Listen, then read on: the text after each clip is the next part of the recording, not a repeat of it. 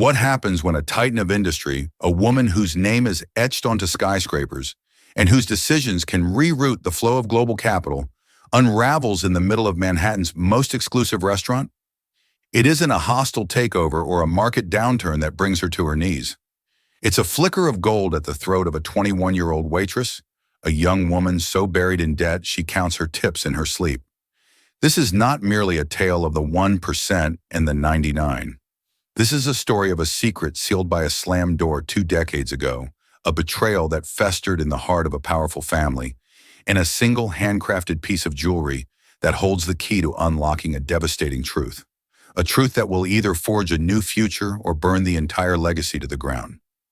This is the story of Catherine Davenport and the waitress who unknowingly wore a piece of her fractured soul. Catherine Davenport, at 48, was a masterpiece of controlled force. She had inherited Davenport Industries from her father, but it was she who had molded it into a global behemoth. Her world was a curated reality of tinted limousine windows, boardroom battles fought with steely whispers, and a penthouse apartment that floated above New York City like a modern Olympus. Her emotions were assets to be managed, liabilities to be contained. Grief was a line item she had written off years ago. Yet tonight was different. Tonight she was dining at Aria, a restaurant so exclusive its reservations were a form of currency among the city's elite. It was a calculated performance, a dinner with a rival magnate, Richard Sterling, a man whose empire she intended to absorb by dessert. She was a predator in her natural habitat, dressed in a severe yet elegant graphite-colored dress, her only adornment a pair of diamond earrings that cost more than a suburban home. She was dissecting Sterling's proposal, her mind a cold abacus of profit and loss, when a young woman approached their table. "More water, Mr. Sterling?" the waitress asked, her voice soft and slightly hesitant. Catherine didn't look up at first. The staff at Aria were trained to be ghosts, efficient and invisible.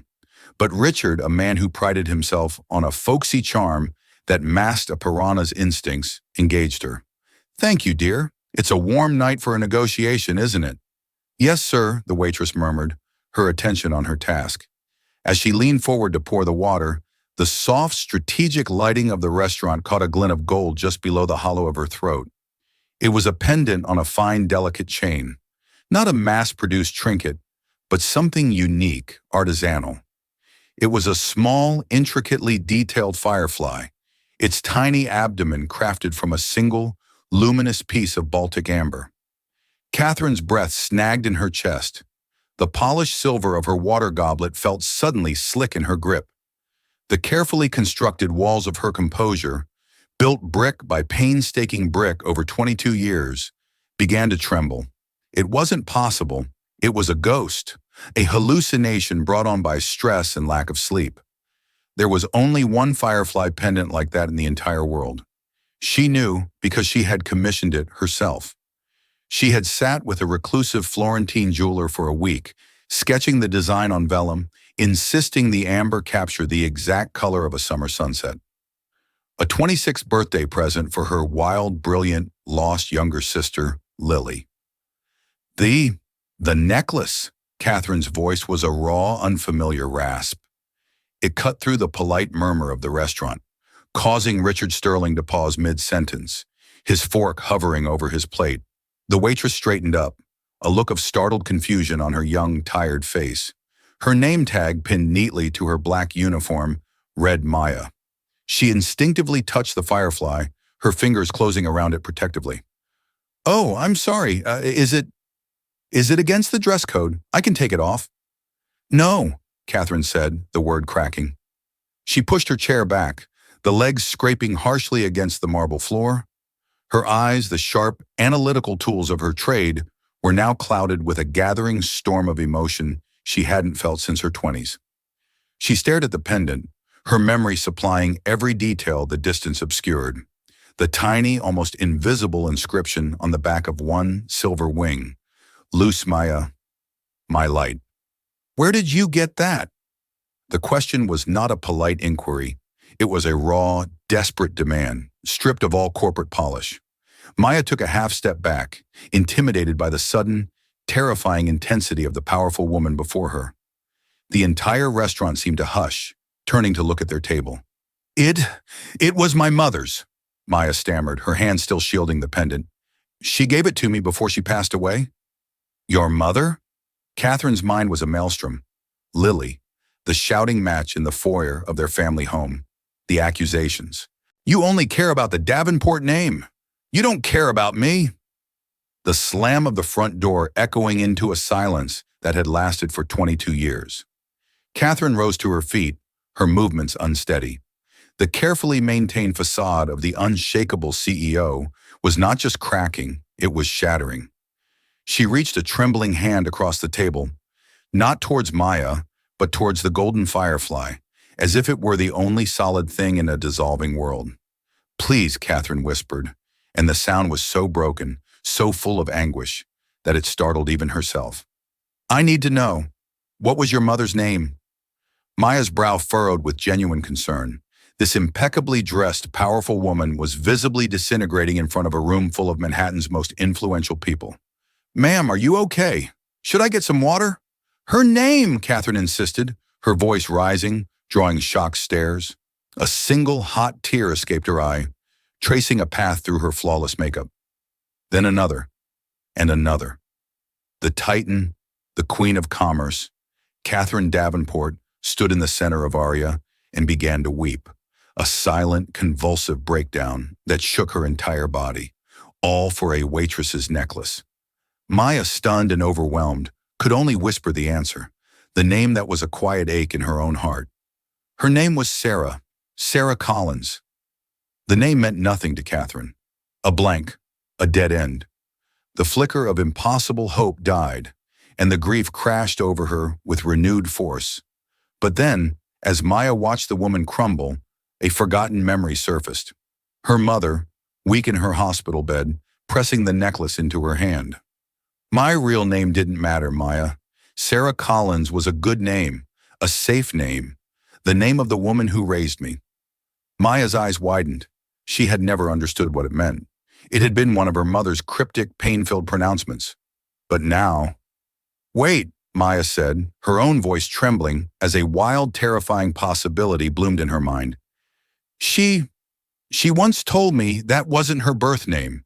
She said she was born a Davenport. The world stopped.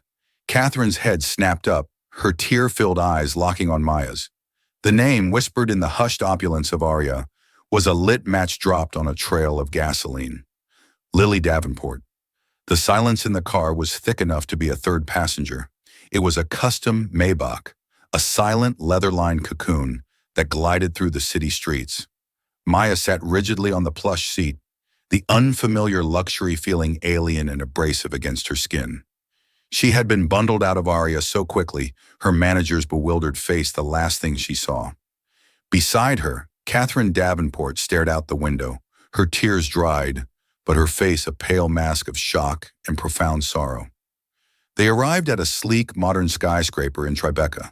A private elevator ascended directly into Catherine's penthouse, a sprawling space of glass, steel, and minimalist art that felt more like a modern museum than a home. The view of the glittering city skyline was breathtaking, a panorama of power that made Maya feel infinitesimally small. A man was waiting for them as the elevator doors opened. He was in his early 60s with a quiet, watchful demeanor and the impeccably tailored suit of a man who missed nothing. His face, etched with lines of concern, was directed at Catherine. Arthur, Catherine said, her voice heavy, something has happened. I gathered as much when you left Mr. Sterling with a half-eaten lobster and avoided contract, he replied, his voice a calm baritone. His sharp, intelligent eyes flicked to Maya, assessing her worn sneakers, her cheap black slacks, her state of bewildered shock. It was not a hostile look, but a deeply analytical one. This is Arthur Sterling, Catherine said to Maya, gesturing to the man. My head of security and the only person I trust. Arthur, this is Maya. She was wearing Lily's necklace. Arthur's professional mask slipped for a fraction of a second. A flicker of something, pain, memory, regret, crossed his face before it was gone. He had been the head of the Davenport family's security for 30 years. He had been on duty the night Lily Davenport vanished. Catherine led Maya to a seating area with stark white sofas and a glass table. She finally sank into one, her body seeming to deflate. "Please sit." Maya perched on the edge of the sofa, the firefly pendant feeling like a lead weight on her chest. "I don't understand any of this," she whispered. "That necklace," Catherine began, her gaze fixed on it. "I gave it to my sister, Lily, for her 26th birthday. A week later, she was gone." She began to tell the story, her voice low and laced with a pain that 22 years had failed to numb. Lily was the opposite of Catherine, a free spirit, an artist, a musician who cared more for lyrics than ledgers. She was the heart of the family, while Catherine was its calculating mind. They had clashed, as sisters do, especially after their father's death when Catherine took over the company. The final fight had been about a musician Lily had fallen in love with, a man Catherine and her brother, Marcus, had deemed utterly unsuitable. "We told her he was after her money. We threatened to cut her off," Catherine confessed, shame coloring her words. "She said we were trying to own her, not love her. She packed a bag and walked out. We thought she'd be back when her money ran out, but she never touched her trust fund. She just disappeared." Maya listened, her own life story being rewritten with every word. Her mother, Lily, had raised her alone in a series of cramped apartments. She had been a fiercely loving but deeply melancholic woman, working as a music teacher and gigging in smoky bars to make ends meet. She always said Maya's father had died before she was born, and that her own family was long gone. The lies were a wall she had built around their small world. Now Maya was seeing the bricks of that wall for the first time. "My mother," Maya said slowly, trying out the new reality. "She died 3 months ago, an aneurysm. It was very sudden. She had so many medical bills. I've been working double shifts ever since." The confession slipped out, a raw truth in this sterile, wealthy space. "She was sick?" Catherine asked, her face paling further. "For a while," Maya admitted. "She hid it well. She was always trying to protect me." The two women sat in silence, separated by a gulf of 22 years of secrets, lies, and missed chances. A CEO had just discovered her sister had lived and died in poverty, leaving behind a niece she never knew existed. And a waitress was learning her mother was a lost heiress, a fugitive from a life of unimaginable privilege. "You have her eyes," Catherine said at last, a ghost of a smile touching her lips. That same defiance. She leaned forward, her composure returning, the CEO re-emerging. "Maya, I want to help you. The bills, your apartment, whatever you need. Everything that should have been your mother's is now yours." Before Maya could even begin to process the magnitude of that offer, the penthouse elevator doors slid open with a soft chime. A man and a woman stepped out, dressed for a gala. The man was handsome in a florid, self-satisfied way, with Catherine's sharp features, but none of her intensity. The woman beside him was flawlessly sculpted, her blonde hair swept into an elegant chignon, her neck and wrists glittering with diamonds. They were Marcus Davenport, Catherine's younger brother, and his wife Eleanor. "Catherine, darling," Eleanor trilled, gliding into the room. "We were waiting for you at the fundraiser. What on earth happened? We heard you caused quite a scene at—" Her voice trailed off as her cold, appraising eyes landed on Maya. She took in the cheap uniform, the exhausted face, the entire picture that screamed out of place. Marcus's smile was equally dismissive. "Catherine, who is this?" he asked, his tone less a question and more an accusation. "Arthur said you had an emergency. This doesn't look like an emergency. It looks like you brought the help home." The casual cruelty of his words made Maya flinch. Catherine stood up, her spine straightening, the matriarch of the Davenport clan reasserting her authority. The moment of vulnerability was over. "Marcus, Eleanor, this is Maya Collins." She paused, letting the silence stretch, before delivering the blow. "She is Lily's daughter, my niece." The statement detonated in the quiet room. Eleanor's perfectly made-up face froze in a mask of disbelief. Marcus let out a short, barking laugh. "Lily's daughter? Catherine, have you lost your mind? Lily ran off with some deadbeat musician 2 decades ago. This is preposterous." "It is not preposterous," Catherine said, her voice dangerously quiet. "Look at her necklace. It's the firefly, The one I gave Lily. Eleanor drifted closer, peering at the pendant as if it were a curious insect. A piece of jewelry? Please, Catherine. That proves nothing. It could be a copy, it could be stolen. This girl is obviously a clever little grifter who has preyed on your sentimentality. The accusation, so bald and vicious, ignited a spark of anger in Maya. She found her voice shaky but firm. I am not a grifter. I didn't ask for any of this. I was at my job. Silence, Marcus snapped, waving a dismissive hand at her. He turned back to his sister, his expression a mixture of condescension and concern. Catherine, listen to yourself. You're being emotional. A waitress spins a sob story, flashes a trinket, and suddenly you're ready to welcome her into the family? Think of the scandal. Think of the Davenport name. I am thinking of my family, Catherine shot back, her voice ringing with newfound conviction. My blood, Marcus. Something you seem to have forgotten. Her alleged blood, Eleanor corrected smoothly, placing a manicured hand on her husband's arm. A claim like this requires proof. Real proof, not a tearful reunion over a piece of costume jewelry. The tension in the room was thick with malice. Maya felt like a specimen pinned to a board. These people weren't seeing a grieving young woman who had just lost her mother. They were seeing a threat to their inheritance, a disruption to their perfect wealthy world. I don't want your money, Maya said, her voice steadier now, fueled by indignation. I just found out my mother wasn't who I thought she was. I just found out I have a grandmother, an aunt. She looked at Catherine, her expression softening. That's all this is about for me. Her genuine emotion seemed to only harden Marcus's suspicion. He saw it as a performance, a well-played move. How touching, he sneered. Well, in the world of Davenport Industries, we don't operate on touching stories. We operate on facts. There's only one way to settle this. He locked eyes with his sister, his expression a cold challenge. A DNA test? Eleanor nodded enthusiastically. Precisely. A legally binding, scientifically verified test. We'll have our attorneys handle everything. We'll use the top lab. There will be no room for fraud. The word fraud was aimed directly at Maya. She felt the sting of it, the humiliation. This night had gone from shocking to surreal to terrifying. She just wanted to go home to her tiny, shabby apartment, to a world that made sense. Catherine looked at Maya, her expression apologetic but resolute. He's right, Maya, not because I have any doubt. In my heart, I know who you are. But to silence them, to make it official, undeniable, for your sake. Maya felt a trap closing around her. To refuse would be an admission of guilt. To agree was to step deeper into this viper's nest. She thought of her mother's unpaid hospital bills, the eviction notice she knew was coming. A life without that constant, grinding worry was an impossible dream. But at what price?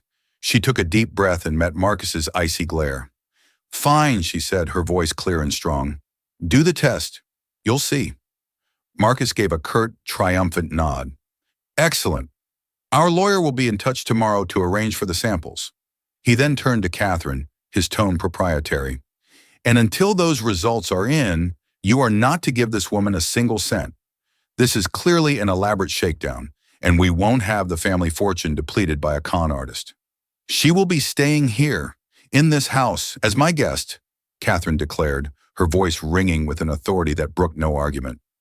A flicker of fury crossed Marcus's face before he masked it with a tight smile. As you wish, Catherine, but don't say we didn't warn you. With a final contemptuous look at Maya, Marcus and Eleanor turned and swept back into the elevator, their victory palpable. The faint possibility of a warm reunion had been extinguished, replaced by the cold, clinical reality of what was to come. Maya wasn't just discovering a family. She was being drawn into a war she had no idea how to fight. The following week was a masterclass in psychological torment. The penthouse, with its panoramic views and priceless art, became Maya's gilded cage. The household staff, loyal to Catherine but intimidated by Marcus, treated her with a frigid, formal politeness that was more alienating than open hostility. She was a guest who was not welcome, a ghost haunting the halls of a life that wasn't hers. Catherine, to her credit, tried to bridge the chasm of time and class. She would sit with Maya for hours, asking about Lily's life, her face a canvas of regret, as Maya described their small, love-filled, but perpetually struggling existence. She showed Maya old photo albums, filled with images of a smiling, vibrant Lily before she had vanished. A fragile, tentative bond began to form between them, woven from shared memories of a woman they had both loved and lost in different ways. But Marcus and Eleanor were relentless. They saw Catherine's growing affection for Maya not as a healing process, but as a catastrophic failure of judgment. Their visits to the penthouse became more frequent, their presence a constant, poisoning drip of suspicion. "She's playing on your grief, Catherine," Marcus would say, his tone one of feigned concern. "It's a classic long con. She's patient. She'll wait for the DNA results, and then the floodgates will open. She'll want a house, a trust fund, a seat on the board." "She hasn't asked for anything," Catherine would counter, though a sliver of doubt, planted by her brother's ceaseless campaign, began to take root in the back of her mind. She was a businesswoman, trained to see angles and motives in everyone. Was it possible she was being blinded by hope? Maya, meanwhile, felt the weight of their scrutiny in every interaction. One afternoon, she was looking at a framed photograph of Lily in the grand hallway. Lily was laughing, her head thrown back, the firefly pendant bright against her skin. "She was always so dramatic," Eleanor's voice, sharp and cold, came from behind her. Maya turned to see her aunt by marriage watching her, a cruel little smile on her lips. Always the center of attention, it's no surprise she ran off. She couldn't stand not being the star of the show. "It seems you've inherited her flair for the theatrical." "I'm not being theatrical," Maya said quietly. "I'm just trying to understand." "Oh, I think you understand perfectly," Eleanor purred, stepping closer. "You understand that you've stumbled upon the lottery ticket of a lifetime. A word of advice from someone who knows how this world works. Take a settlement. Once the DNA is confirmed, Catherine will offer you a generous one to make you go away. A few million. Take it. Because if you try for more, if you try to become a Davenport Doe, we will crush you. We will find every mistake you have ever made, every secret you have ever kept, and we will burn your life to the ground. You will wish you had never laid eyes on that necklace." The threat was naked, a venomous promise. Maya stared back, horrified but resolute. "This isn't about money." Eleanor let out a tinkling, mirthless laugh. "Oh, you poor sweet thing. It's always about money." While the open warfare was waged by Eleanor, Marcus's attack was more insidious. He knew he couldn't wait for the DNA results. He had to neutralize Maya before she became an official, irrefutable part of the family. He made a call to a man who specialized in creating problems and solutions, a private investigator named Finch, a man who operated in the city's grayest moral shadows. "I need you to find something on a girl named Maya Collins," Marcus instructed over a burner phone. "Something that proves she's untrustworthy. A criminal record, a history of fraud, anything." "And if there's nothing to find?" Finch's voice was gravelly. "Then you get creative," Marcus said coldly. "Everyone has a price.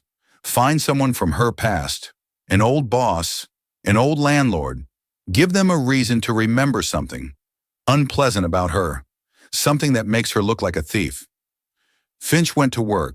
Maya's life, however, was disappointingly clean. She was a hard worker, well-liked by her colleagues at Aria, and had no criminal history. But Marcus's suggestion had planted a seed. Finch found the manager of a small coffee shop where Maya had worked a year ago. The man, drowning in gambling debt, was more than receptive to Finch's offer. For $50,000 in cash, he was willing to sign a sworn affidavit. The affidavit would state that Maya Collins had been fired for skimming from the register. He would claim he hadn't pressed charges out of pity because she was a young girl with a sick mother. It was the perfect lie, plausible, damning, and designed to paint Maya as a desperate thief who preyed on kindness. Unaware of the storm gathering around her, Maya was focused on a puzzle of her own.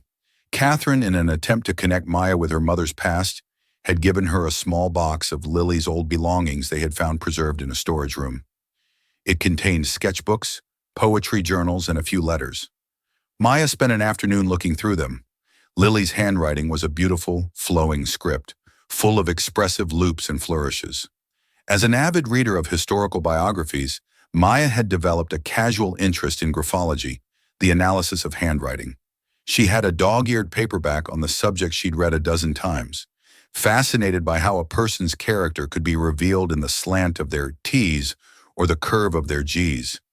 She noticed the unique way Lily formed her capital D with a small, defiant loop at the top, so different from the severe, angular D in the Davenport Industries logo she saw everywhere. She also found a birthday card Lily had written to Marcus a year before she disappeared.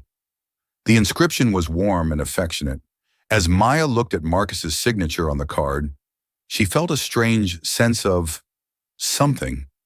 It wasn't a conscious thought, just a flicker of recognition, a pattern her mind filed away without her realizing it. It was a small, seemingly insignificant detail in a sea of overwhelming new information. Meanwhile, Catherine had given her own directive. She called Arthur Sterling into her private study. "Arthur," she said, her voice betraying a hint of unease, "I want you to do a background check on Maya." Arthur raised an eyebrow. "You believe Marcus?" "No," Catherine said quickly, "but I am not a fool. I have built an empire by mitigating risk. My brother is right about one thing. This situation requires due diligence. I am letting my heart lead me, but my head needs to be sure. Look into her, quietly. I need to know there are no unpleasant surprises." Arthur nodded, a grim set to his jaw. He had failed to protect Lily 22 years ago. It was a failure that had haunted his entire career. He would not fail Catherine now. He began his own investigation, a thorough and professional inquiry that would soon put him on a collision course with the shadowy work of Finch. He started by going to Aria, and what he heard from Maya's co-workers painted a picture not of a thief, but of a loyal, hard-working young woman who often gave her tips to a busboy struggling more than she was. The two investigations, one seeking to manufacture a lie and the other to uncover the truth, were now running on parallel tracks, destined to collide at the worst possible moment. The day the DNA results were scheduled to arrive, the penthouse felt like a pressurized cabin. Catherine had summoned everyone: Maya, Marcus, and Eleanor. Even Arthur Sterling stood discreetly by the floor-to-ceiling windows, his presence a silent testament to the gravity of the occasion. The family lawyer, a portly, serious man named Mr. Hemlock, arrived carrying a single sealed envelope. He placed it on the glass coffee table with the solemnity of a judge delivering a verdict. "As requested," he began, his voice dry, "the results from the lab are conclusive." Marcus leaned forward, a predatory gleam in his eyes. Eleanor sat beside him, the picture of cool confidence. Maya's heart hammered against her ribs. This single piece of paper would either validate her entire existence or brand her a liar forever. Mr. Hemlock broke the seal and unfolded the document. He cleared his throat. "The probability of a avuncular relationship between the subject, Maya Collins, and Marcus Davenport, based on the provided samples, is 99.998%.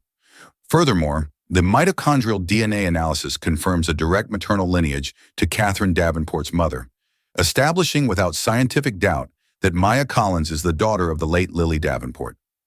A choked sob escaped Catherine's lips. She reached across the sofa and pulled Maya into a fierce, trembling hug. "I knew it," she whispered into Maya's hair. "I knew it." Relief, pure and overwhelming, washed over Maya. Tears streamed down her face as she hugged her aunt back. It was true, it was all true. But their moment was brutally short-lived. "Well," Marcus said loudly, clapping his hands together in a grotesque parody of celebration, "that's wonderful news, a cause for a real family celebration." He stood up, a file folder in his hand. "And in the spirit of family and of honesty, I believe there is one more piece of business we must address before we welcome our newest member." Catherine pulled back from Maya, her smile fading into a frown of confusion. "Marcus, what are you doing?" "My own due diligence, sister," he said, his voice dripping with false sincerity. "Protecting the family, just as you taught me." He opened the folder. "While we were waiting for these results, I was made aware of a rather disturbing incident from our dear Maya's past." He pulled out a single sheet of paper. "This is a sworn affidavit from a Mr. Gerald Finney, the manager of the Daily Grind coffee shop. He states that he was forced to terminate Ms. Collins's employment last year for repeatedly stealing from the cash register. The accusation hung in the air, thick and poisonous. What? Maya gasped, her blood running cold. That's a lie. I was laid off because of budget cuts. I never stole anything in my life. Ah, but Mr. Finney tells a different story, Marcus continued, his eyes gleaming with triumph. He says he didn't press charges because he felt sorry for you and your sick mother. A classic tale of preying on a good man's sympathy. It seems you have a history of manipulating people for money. He threw the affidavit onto the coffee table. It landed face up. Maya's eyes were drawn to the bottom of the page, a spidery, barely legible signature next to the name Gerald Finney. Catherine looked from the document to Maya's horrified face, and then to her brother's smug expression. The seed of doubt Marcus had so carefully planted was now being watered with what looked like undeniable proof. Her business instincts, the ones that screamed, "Never trust anyone completely," warred with the powerful emotional pull she felt towards Maya. "Maya, is this true?" Catherine asked, and the hesitation in her voice was like a physical blow. That flicker of doubt in her aunt's eyes broke something inside Maya. After a week of suspicion and hostility, after being stripped bare and examined like an insect, this was the final cut. "You believe him?" she whispered, her voice choked with hurt. She saw the conflict on Catherine's face, the agonizing uncertainty. And in that moment, Maya knew she couldn't live like this. She wouldn't. Before she could say another word, Arthur Sterling, who had been silent until now, Arthur Sterling took one deliberate step forward, his quiet presence suddenly commanding the entire cavernous room. His voice, when it came, was not loud, but it cut through the toxic silence with the clean, cold efficiency of a scalpel. "If I may, Mr. Davenport." Marcus, whose face was a bloated mask of triumphant rage, whirled on him. "This is a family matter, Arthur. You are staff." "On the contrary," Arthur replied, his gaze as steady and unyielding as the granite bedrock beneath the city. "Ms. Davenport tasked me with conducting my own inquiries into this very matter. A parallel investigation, if you will."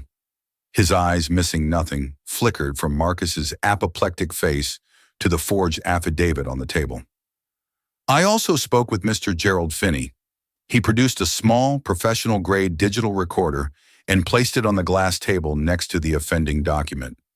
This is a recording from my conversation with him 2 days ago.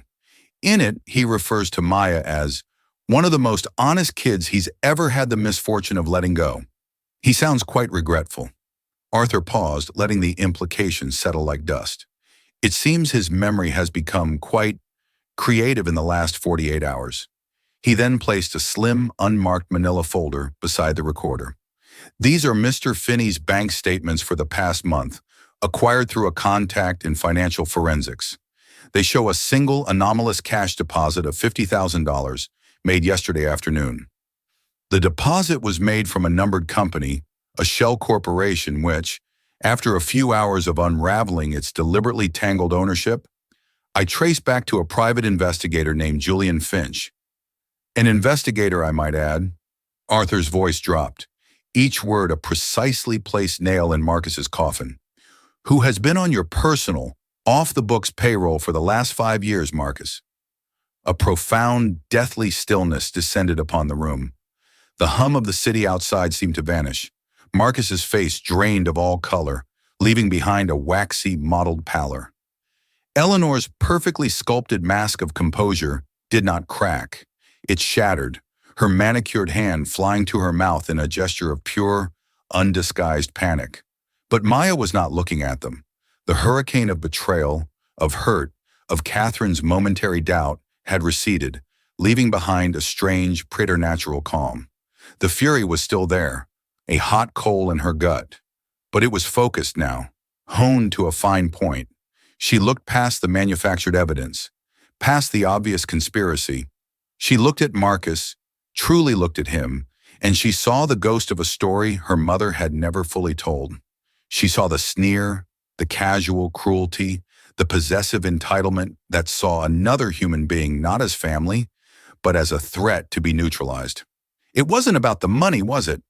Her voice was quiet, yet it resonated with an authority that stunned them all, including herself. Not just the money. My mother, she didn't run away from wealth. She ran away from this. She gestured around the opulent room, a gesture that encompassed not the art or the view, but the suffocating atmosphere of control. She ran away from being a piece on your chessboard, from being told who to love, how to live, what to feel. She ran from the idea that the Davenport name was more important than her own heart. She took a step toward Marcus, her eyes, Lily's eyes, locking onto his. You didn't see a niece walk into that restaurant. You saw a disruption. You saw a loose end, a narrative you couldn't control. You saw my mother all over again, and you did the only thing you know how to do. You tried to crush her. The accusation, so deeply personal and psychologically astute, landed with more force than any of Arthur's irrefutable evidence. It bypassed the crime and went straight to the motive, to the sickness at the heart of their family. It was then that Catherine moved. The doubt, the conflict that had flickered in her eyes was gone, replaced by a cold, incandescent certainty. She rose to her feet, not with the explosive rage of their last argument, but with the terrifying calm of a glacier preparing to calve. She stared at her brother, the man with whom she had shared a childhood, a legacy, and a lifetime of secrets. She saw him now as a stranger, a hollowed-out man consumed by envy and fear. "Get out," she said. The words were barely a whisper, yet they held the absolute finality of a death sentence. "Catherine, you can't be serious," Marcus sputtered, his desperation clawing its way back. "She's a nobody, a waitress. I have given my entire life to this company, to you. You have given your life to your own reflection, Marcus." Catherine's voice rose, not in a shout, but in a crescendo of controlled power that seemed to shake the very glass of the skyscraper. "You have fed on this family, on this legacy, like a parasite. My sister spent 22 years living in the shadows because she could not breathe the same air as you. You did not mourn her. You were relieved by her absence. And when her child, her living, breathing legacy appeared, your first and only instinct was to destroy her, to erase her, just as you wished you could erase Lily." She walked to the private elevator, her movements precise, her graphite dress a shroud of judgment. She pressed the button. "Mr. Hemlock will contact you with the terms of your severance from Davenport Industries and your disinheritance from the family trust. You will find I am being uncharacteristically щедрый. Consider it payment for the last service you will ever render this family, your permanent disappearance. If I ever see your face again, if you ever attempt to contact Maya or myself, Arthur's file will be sent not to our lawyers, but to the district attorney. Is that clear?" The elevator doors slid open with a soft, indifferent chime. Marcus stood frozen, his face a ruin of disbelief and fury. Eleanor was already tugging at his arm, her survival instincts screaming at her to flee. He gave one last venomous look at Maya, a look that promised a hatred that would fester for a lifetime. "You're making a mistake, Catherine," he spat. "She's just like her mother, another sentimental fool. She will disappoint you. She will break your heart all over again." Then he was gone. The doors slid shut, and the silence he left behind was immense, a vacuum that pulled at the three people left standing in its wake. The war was over. The cancer had been excised, but the wound was deep, gaping, and would take a lifetime to heal. The days that followed were not filled with joyous discovery, but with a strange and disorienting silence. The penthouse, which had been a battleground, now felt like a mausoleum. For Maya, the sudden absence of threat was as jarring as its presence had been. She drifted through the sprawling, minimalist spaces like a ghost, the sheer scale of the wealth around her an oppressive weight. She would wake in a bed with sheets of an impossible thread count and stare at the ceiling, her mind still wired for the screech of the subway and the anxiety of an overdue bill. She was living in a dream, but her body still remembered the nightmare of survival. Catherine, retreating into the familiar armor of work, threw herself into the legal and financial demolition of her brother's life with a ruthless efficiency that was both terrifying and necessary. But when she emerged from her office in the evenings, Maya could see the toll. The matriarch, the titan, looked breakable. She had not just lost a corrupt brother, She had lost the last remaining pillar of the family she'd grown up with. She had chosen her niece, her sister's ghost, over living flesh and blood, and the gravity of that choice haunted the quiet dinners they shared, their conversations stilted and cautious, two strangers bound by blood and tragedy, terrified of making a wrong move. One morning, Maya woke before dawn, the city a tapestry of glittering light below. She couldn't breathe. She dressed in her old clothes, the worn jeans and faded t-shirt that still smelled faintly of her tiny apartment's laundry detergent, and slipped out. She took a cab back to her old neighborhood, a desperate pilgrimage to a life that no longer existed.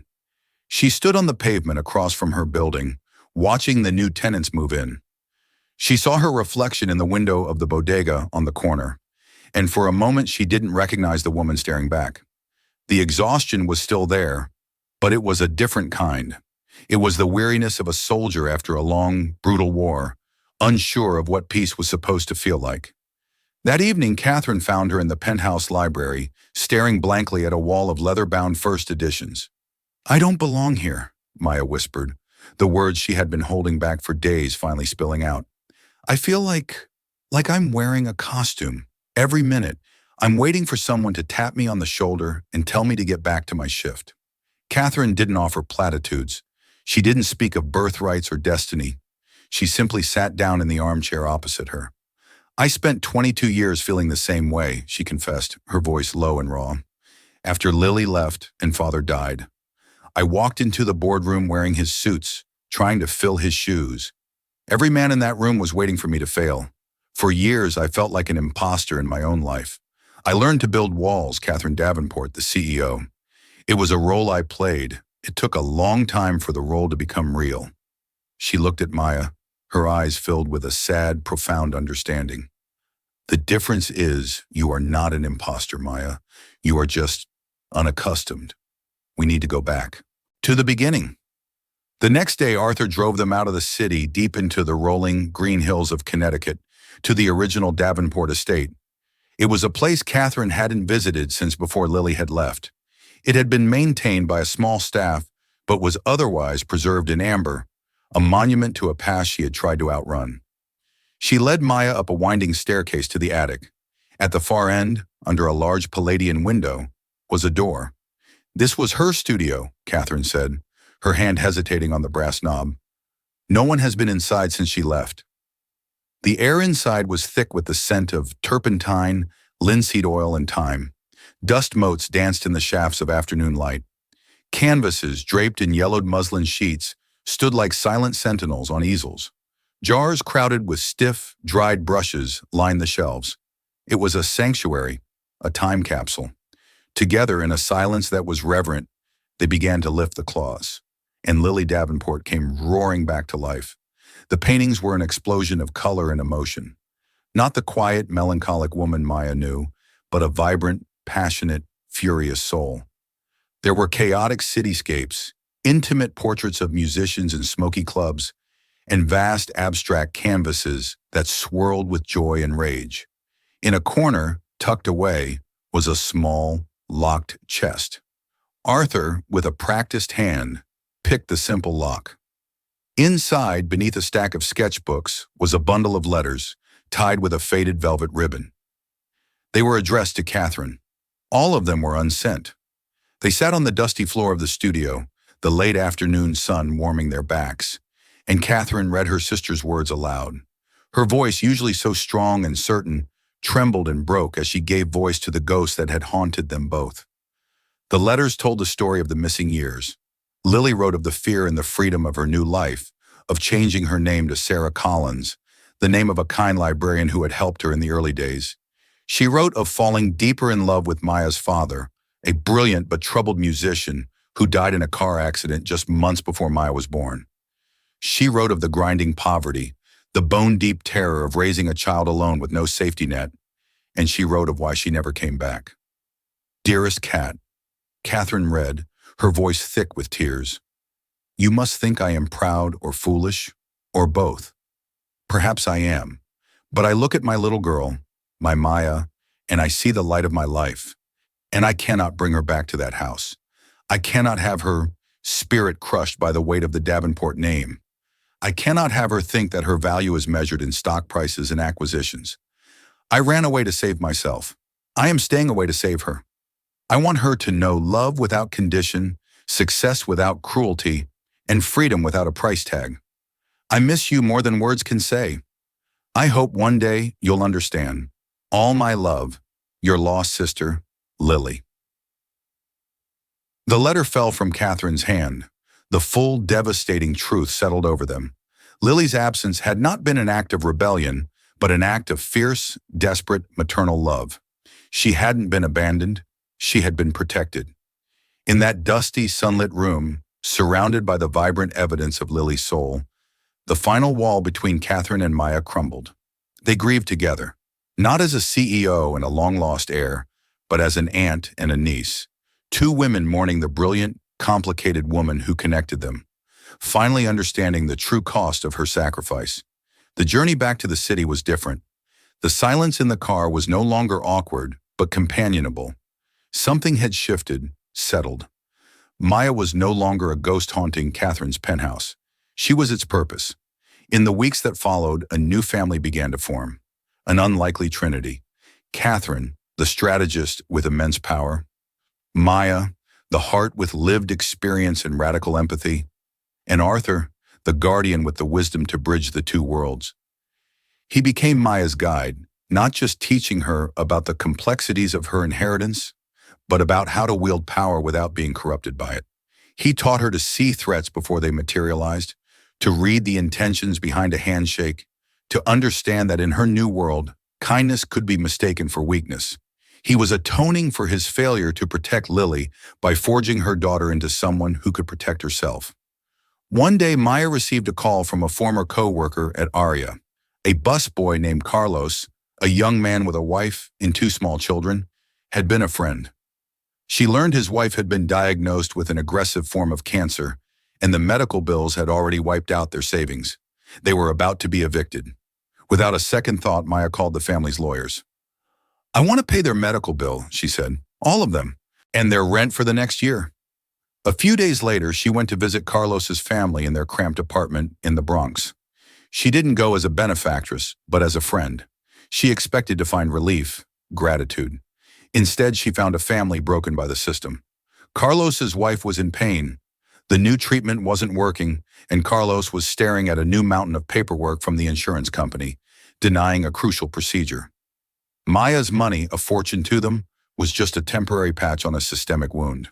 It could delay their ruin, but it couldn't cure the disease of a society that punished people for getting sick. She left their apartment with a cold, hard clarity she hadn't felt since the night in the restaurant. Her indignation, her mother's struggle, Carlos's despair, it all coalesced into a singular, burning purpose. She returned to the penthouse and found Catherine in her study, poring over quarterly reports. "I know what I want to do," Maya said, her voice ringing with a conviction that made Catherine look up from her work. "The Davenport Foundation. Marcus used it for tax shelters and vanity projects. I want to burn it to the ground and build something real." She laid out her vision, born from her own raw pain in Carlos's quiet desperation. Not a foundation that gave handouts, but one that fought back. An initiative that would provide not just direct financial relief for families crushed by medical debt, but a team of ruthless, high-powered lawyers, the kind of lawyers that Davenports used to crush their rivals, to fight the insurance companies on their behalf. It would be a weapon funded by the system to be used against the system itself. She would call it the Lily Initiative, not a memorial to her mother, but a continuation of her fight. Catherine listened, her expression unreadable. When Maya finished, a slow smile spread across her face. It was the first genuine, unguarded smile Maya had ever seen from her. It transformed her. In that smile, Maya saw not the titan of industry, but a proud older sister. "Marcus always said Lily was a bad investment," Catherine said, her voice full of wonder. "He was wrong. She was just ahead of her time. Her return on investment is staggering." She stood up and walked to the bar, pouring 2 glasses of amber liquid. "To the Lily Initiative," she said, handing a glass to Maya. "May it be a holy terror." Months later, they stood on the penthouse terrace, the city sprawling beneath them like a field of fallen stars. The Lily Initiative was in full motion, already a feared and respected name in patient advocacy circles.